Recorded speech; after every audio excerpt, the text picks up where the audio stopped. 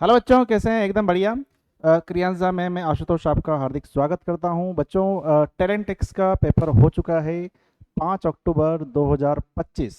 आज की तारीख नोट कर लीजिए, क्योंकि आज हम आपको टैलेंट एक्स के जितने भी पेपर हैं उन सबके सॉल्यूशन कराने वाले हैं। ठीक है, तो मैं आशुतोष आपके लिए लेकर के आया हूं केमिस्ट्री की क्लास 9th का पेपर का सॉल्यूशन। पूरे जितने भी क्वेश्चंस हैं सबको अच्छे तरीके से एक्सप्लेन किया जाएगा, और जो मेरी तरफ से आंसर की है वो इस प्रकार से रहने वाली है। क्वेश्चन नंबर 1 की तरफ आगे बढ़ेंगे अपन। क्वेश्चन नंबर 1 देखिए भाई। क्वेश्चन नंबर 1 क्या है? क्वेश्चन आपको दिख रहा होगा। What happened to the temperature of water during vaporization when heat is supplied to the boiling water constantly, है ना। अब इसमें एक बात ध्यान से समझना। अब बहुत सारे बच्चे क्या कर देते हैं इसमें गलती, कि वो इस चीज को नहीं पढ़ते हैं। क्या लिखा हुआ है यहाँ पे? वेपोराइजेशन लिखा हुआ है। यानी कि जब वेपराइजेशन हो रहा है, यानी कि वो वेपर में कन्वर्ट हो रहा है। ठीक है। अब बहुत सारे बच्चे आंसर कर देंगे इसका कि सर पहले तो राइज करता है, उसके बाद में कांस्टेंट हो जाता है। लेकिन बच्चों, आपको ये बात याद रखनी है, जब वेपराइजेशन का टाइम चल रहा है उस टाइम पे हमने उसको क्या किया है? बॉईल किया है। ठीक है, उस टाइम पे हमने उसको हीट दी है।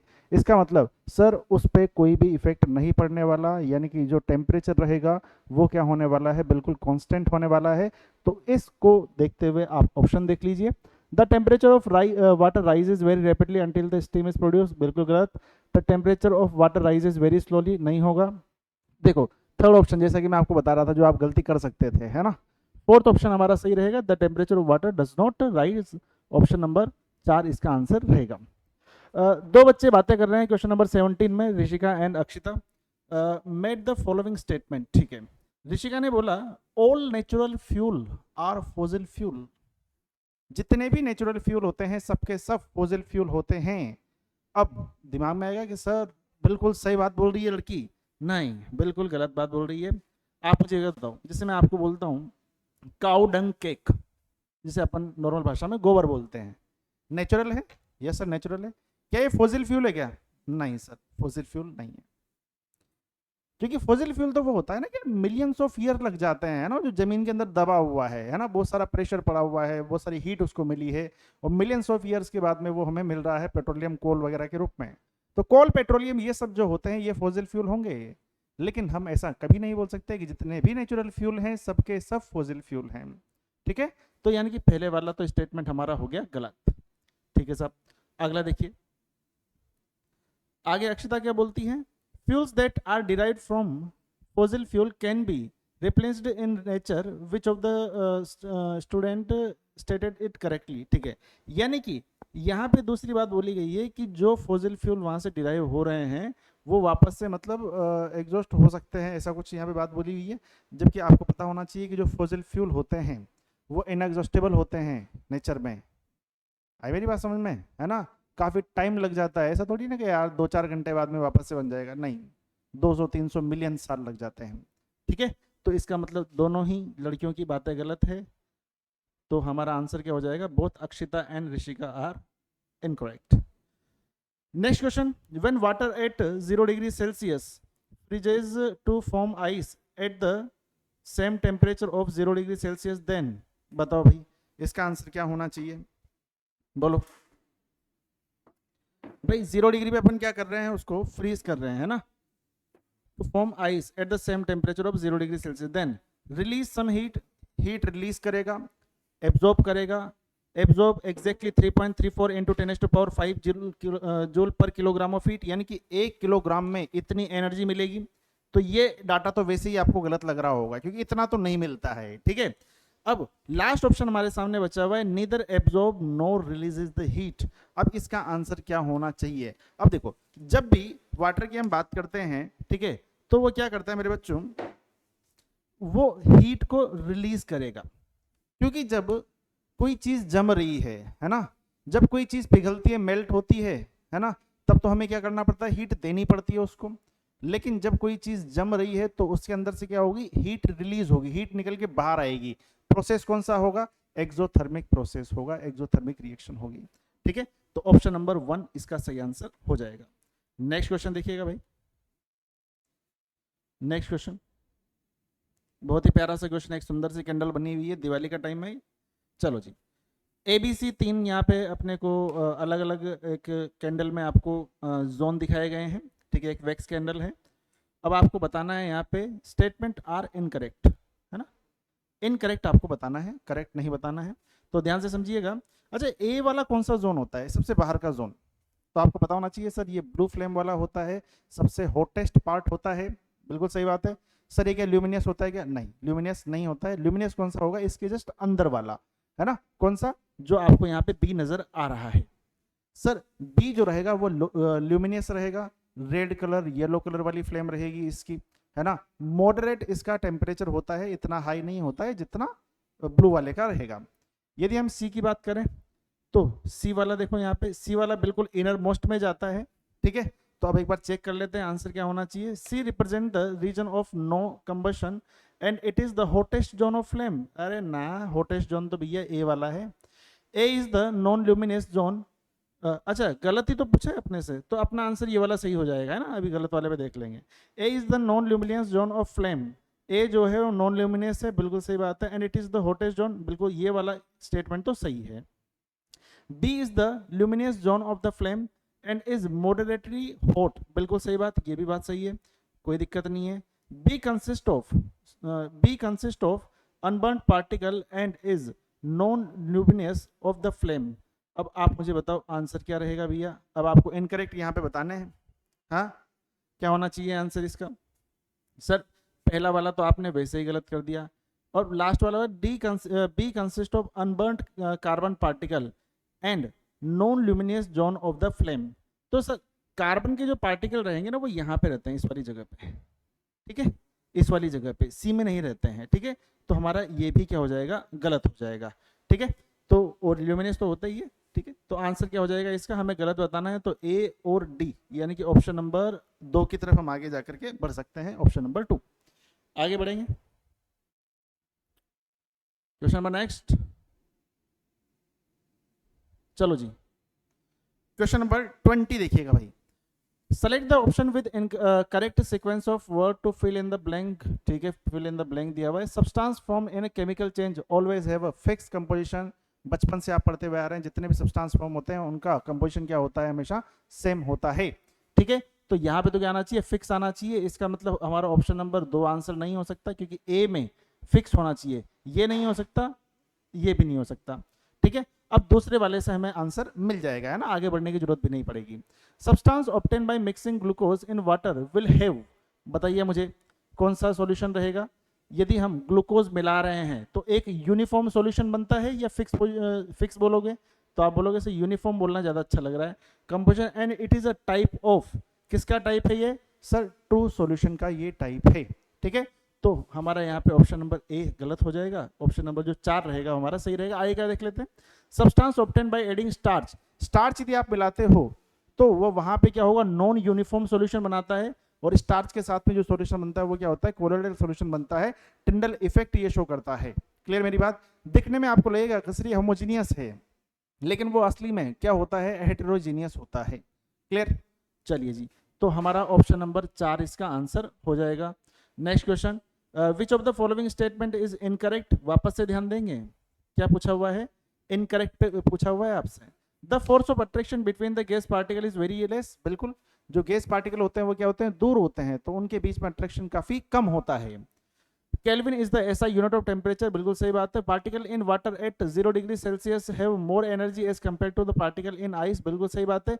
Solid carbon monoxide is known as dry ice, ना ना ना ना ना, ड्राई आइस जो होती है वो तो क्या होती है, सॉलिड CO2 को बोला जाता है, सॉलिड कार्बन डाइऑक्साइड को। तो गलत आपसे पूछा हुआ है, तो गलत क्या हो जाएगा, हमारा ऑप्शन नंबर 4 हो जाएगा। ठीक, आगे बढ़ेंगे। क्वेश्चन नंबर 22 काफी इंटरेस्टिंग है ना, देखते हैं। Fire in coal mines is an example of rapid combustion, इसको थोड़ा सा और बड़ा कर देता हूं मैं, है ना, ताकि और अच्छे तरीके से आपको क्वेश्चन नजर आ जाए। चलिए जी, और ये बाकी की कहानी को हम हटा देते हैं। चलिए जी, देखिए क्या बोला हुआ है। Fire in coal mines is an example of rapid combustion. जो फायर होती है कोल माइंस में, है ना, वो क्या रैपिड कंबशन होती है क्या, तो हम बोलेंगे सर एक्चुअली कोल माइंस में क्या होता है, नीचे एक प्रोसेस होता है, काफी स्लो प्रोसेस होता है। वो कौन सा होता है, ऑक्सीडेशन का प्रोसेस होता है। और वो ऑक्सीडेशन का जब प्रोसेस होता है तो वहां पे रैपिड कंबशन नहीं होता, वो एक्चुअली बच्चे स्पॉन्टेनियस कंबशन होगा। यदि स्पॉन्टेनियस लिखा होता तो इसका आंसर सही होता, लेकिन इसे रैपिड कंबशन लिखा हुआ है तो ये बात बिल्कुल गलत है, बिल्कुल भी समझ में नहीं आ रही है, फॉल्स कर देंगे। Combustion of charcoal always produces hydrogen gas only along with heat. Sir combustion of charcoal always produces hydrogen gas, नहीं, गलत बात। यदि हम इसको हीट करेंगे, चारकोल क्या होता है यार, हाइड्रोकार्बन ही तो है, और हाइड्रोकार्बन को जब ऑक्सीजन के साथ रिएक्ट कराया जाता है तो वहां तो कार्बन डाइऑक्साइड मिलता है, हाइड्रोजन गैस तो मिलती ही नहीं है, तो इसका मतलब सेकंड वाला भी गलत हो जाएगा। नेक्स्ट देखो, forest fire is a type of spontaneous combustion. Yes, forest fire ये स्पॉन्टेनियस कंबशन का टाइप होता है, यानी कि F F T F F T F F T, option number 4। आगे बढ़ सकते हैं, कोई दिक्कत इसमें नहीं है। नेक्स्ट देखो भैया, क्वेश्चन नंबर 23 की तरफ आगे बढ़ेंगे। क्वेश्चन नंबर 23 देखना भाई, क्वेश्चन नंबर 23 की यदि हम बात करें तो ध्यान से समझना। हमें बोला गया है कि यार रूम टेम्परेचर कितना रखना है आपको, 30 डिग्री सेल्सियस रखना है, ठीक है। और पी एक सब्सटेंस है जिसका मेल्टिंग पॉइंट क्या है भैया, -210 है, और उसका जो बॉइलिंग पॉइंट है वो कितना है, -160 है। और इसी तरीके से बाकी के भी जो सब्सटेंस है उनके बारे में बातें बोली गई है। हम स्टेटमेंट की तरफ ध्यान देंगे, स्टेटमेंट क्या बोल रहा है। पहला स्टेटमेंट क्या है, element P exist in gas state. जो पी रहेगा एलिमेंट वो क्या गैस स्टेट में रहेगा, तो आप देखेंगे यहाँ पे 30 डिग्री सेल्सियस पे है ना, 30 डिग्री सेल्सियस पे। अच्छा, गैस स्टेट कब की बात करेंगे सर, जब बॉइलिंग पॉइंट देखा जाएगा। बॉइलिंग पॉइंट कितना है इसका, -160 है, यानी कि -160 से ज्यादा टेम्परेचर हमारे रूम का है, 30 डिग्री सेल्सियस है, तो इसका मतलब क्या होना चाहिए कि सर ये गैस स्टेट में ही होना चाहिए। तो हमारा ये वाला ऑप्शन तो हमारा सही हो जाएगा, ठीक है सब।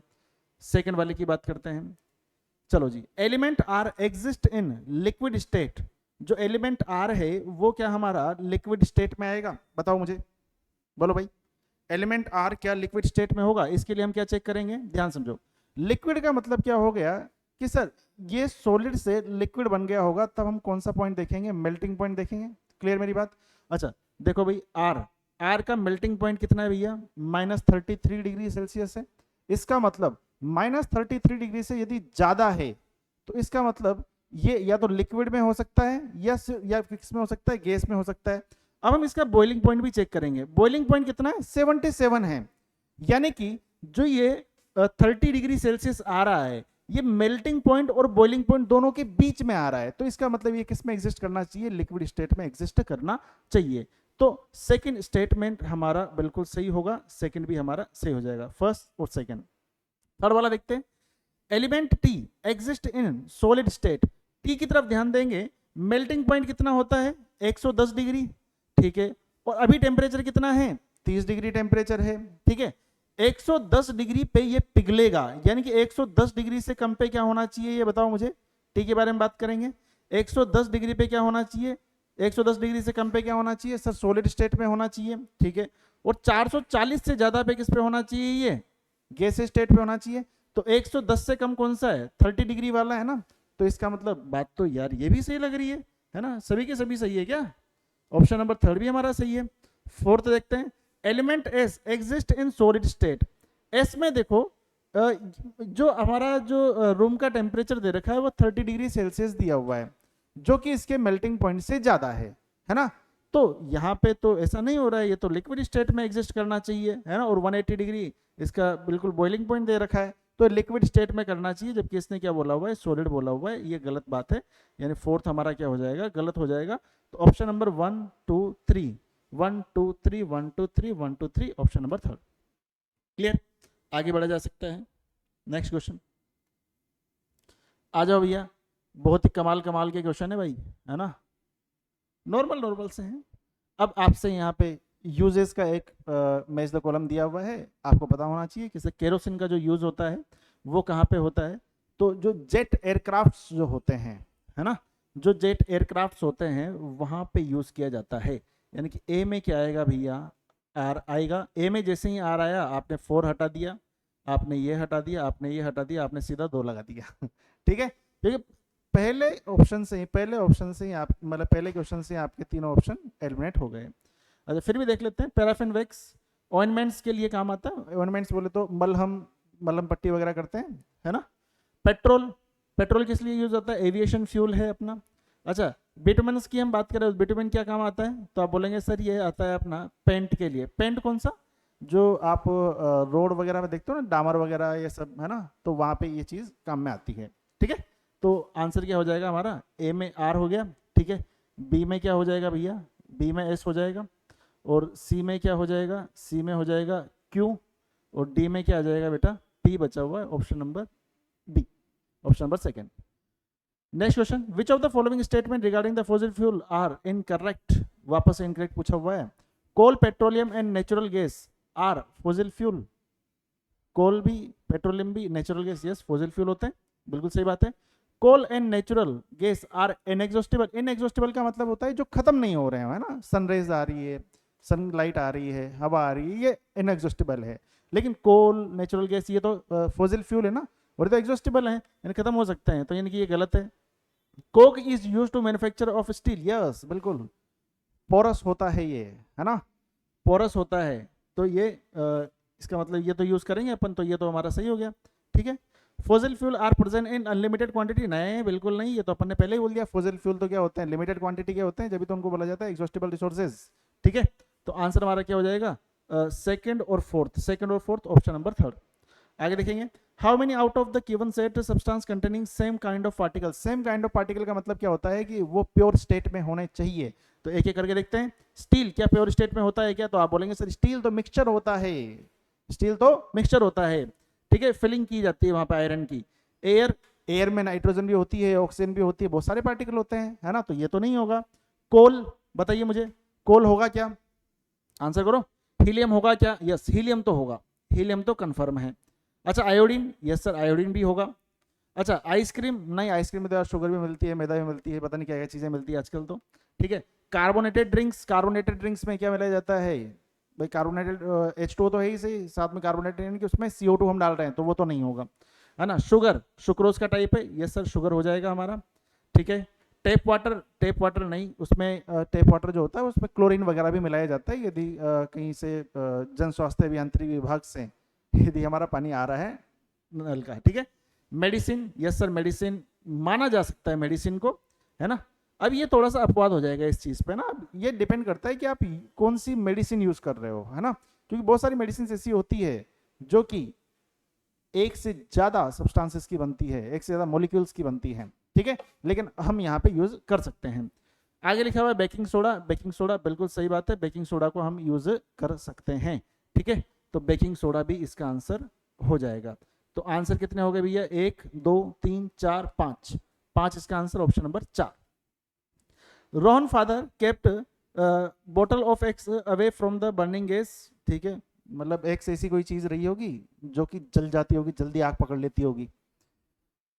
As X is a substance which catches the fire easily, which of the following cannot be X? X क्या नहीं हो सकता? तो आप बोलेंगे सर पेट्रोल, पेट्रोल तो हो सकता है, आग पकड़ सकता है ना भाई। एल्कोहल भी हो सकता है, एल्कोहल भी आग पकड़ता है। एलपीजी भी हो सकता है, क्या नहीं हो सकता है? चारकोल नहीं हो सकता। ऐसा थोड़ी चारकोल फटाफट से वहां पे ले गए और फटाफट से आग लग गई, नहीं, इजीली कैच नहीं करेगा। क्लियर, आगे देखिएगा भाई। Next question, a little soil was stirred into water taken in a beaker, the beaker was allowed to stand, the mud was found to settle down। यानी कि एक अपन ने क्या किया, बर्तन लिया, पानी लिया, उसमें मिट्टी डाल दी, उसके बाद में हमने देखा कि सर ये तो क्या है, हेट्रोजीनियस सॉल्यूशन है। हमने देखा कि हम उसको फिल्टर किया, हमें क्या लगा वो कि सर ये तो होमोजीनियस है। लेकिन हम यदि माइक्रोस्कोप से देखेंगे बच्चे वहां पे, तो वो एक्चुअली क्या होता है, एक हेट्रोजीनियस होता है। और ये किसकी प्रॉपर्टी होती है? कोलोइडल सॉल्यूशन की प्रॉपर्टी होती है। दिखते होमोजीनियस जैसे हैं, लेकिन अंदर से इनका नकाब हटा के देखें तो ये हेट्रोजीनियस होते हैं। ठीक है, तो कोलोइडल सॉल्यूशन इसका आंसर होगा। Next question 29, which of the following statement is true about the Tyndall effect in a colloidal solution. तो टेंडल इफेक्ट का मतलब क्या होता है? स्कैटरिंग ऑफ लाइट, यानी कि जो पाथ होता है वो पूरा का पूरा विजिबल हो जाता है। ठीक है, तो देखेंगे it occurs colloidal particle are smaller than those in true solution. नहीं, ट्रू सॉल्यूशन में ज्यादा छोटे होते हैं भाई, गलत बात है। ठीक है, it is observe in heterogeneous mixture like suspension, suspension में नहीं, हेमोजीनियस वाले में रहेगा, है ना। आगे, it is caused by the complete dissolution of particle in the medium, और थर्ड लिखा हुआ है हमारा आंसर, जिसकी हमें बहुत देर से तलाश थी, scattering of light, option number third. आगे देखेंगे, लास्ट क्वेश्चन बचना चाहिए तो शायद। ये क्वेश्चन तो एक बच्चे को मैंने अभी मतलब कल या परसों ही कराया है ना, ये वाला question. At 80 degree Celsius and 1 atm pressure, the maximum amount of ammonium chloride which can be dissolved in, यार ये मतलब बिल्कुल यूनिटरी मेथड वाला क्वेश्चन है ना। ये क्या बोल रहा है कि 100 ग्राम ऑफ वाटर में कितना मिल रहा है, 66 ग्राम मिल रहा है। आपके पास में वाटर कितना है, 25 है, तो सिंपल लगाओ। 100 के लिए कितना मिल रहा है, 66। 1 में कितना मिलेगा, 66 अपॉन 100। तो 25 में कितना मिलेगा, तो आप बोलोगे 66 अपॉन 100 इंटू 25। 25 से काटेंगे 4 बार, 4 से कितनी बार कट जाएगा, 12.5 बार, 16.5 है ना, 16.5 बार, 16.5 बार, ठीक है। तो 16.5 यानी कि ऑप्शन नंबर 2 इसका आंसर हो जाएगा, ठीक है। तो पूरे क्वेश्चन हम कर चुके हैं, बहुत बढ़िया, बधाई हो आपको, यानी कि पूरे सॉल्यूशंस आप प्राप्त कर चुके हैं। अब वेट कीजिए, थोड़ी देर में आपको बायोलॉजी, फिजिक्स, मैथमेटिक्स और मेंटल एबिलिटी जितने भी सब्जेक्ट्स हैं सबके आंसर यहाँ पे मिल जाएंगे, ठीक है। तो फटाफट से क्रियांजा पे जो आपको बटन दिख रहा है सब्सक्राइब का, उसको सब्सक्राइब करें, लाइक करें, शेयर करें टैलेंट एक्स के सॉल्यूशंस को। Thank you.